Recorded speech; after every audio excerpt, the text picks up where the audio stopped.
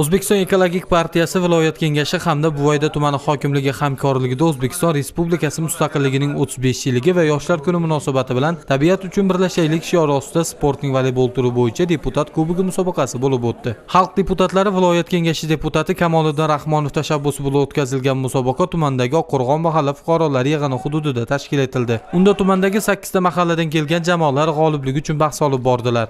Bundan asosiy maqsad aholini sog'lom turmush tarzi, ekologik madaniyatni rivojlantirish va eng asosiy omil bu yoshlarimizga bo'lgan bugungi o'sha sportga bo'lgan e'tibor. Umuman bugun davlatimizda olib borilayotgan yoshlar siyosati doirasida ham bugungi amaliyotimiz keng ko'lamli amalga oshirib borilmoqda. Bahslar murosasiz va qiziqarli ruhda o'tdi. Jamoalarning musobaqaga puxta tayyorgarligi, mohirona o'yini va g'alabaga intilishi tomoshabinlar olqishiga sazovor bo'ldi.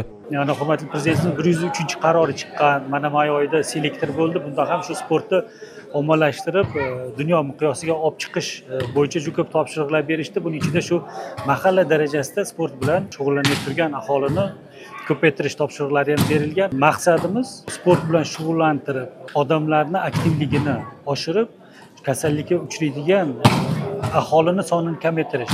Sportni targ'ibot qilib, odamlarda shu ko'proq o'zini sog'ligiga e'tiborni kuchaytirish maqsadida shu turnirni tashkil qildik. Aholimiz juda xursand. O'zimizda okrugda birinchi bo'lib boshladik. Maqsadimiz buni shu viloyat darajasiga olib chiqish, agar imkon bo'lsa respublika darajasiga olib chiqib, sportni yana ham ommalashtirib, shu targ'ibotini kuchaytirish. Musobaqa mahalla ahlida katta qiziqish uyg'otdi. Ishtirokchilar bu kabi sport bellashuvlari mahallalarda yanada ko'proq tashkil etilishi, yoshlar tarbiyasi, aholi birdamligi va sog'lom muhitni mustahkamlashga xizmat qilishini mamnuniyat bilan aytdilar.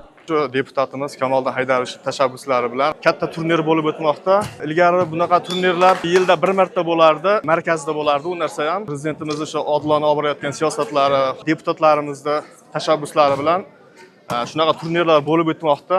Biz juda ham yoshlar xursandmiz bu turnirlarda bo'lishidan. Albatta u avvalo o'zimizning sog'ligimizga foyda, mahallalar bir-biri bilan birlashadi. Albatta shu prezidentimiz biz yoshlarga bergan imkoniyatlari, siyosatlari, voleybolga ko'rsatgan tashabbuslari ijrosini o'zimizda hududlarda rivojlantirib, jahon chempionatlariga xudo xolasa olib chiqishga va'da beramiz, harakat qilamiz.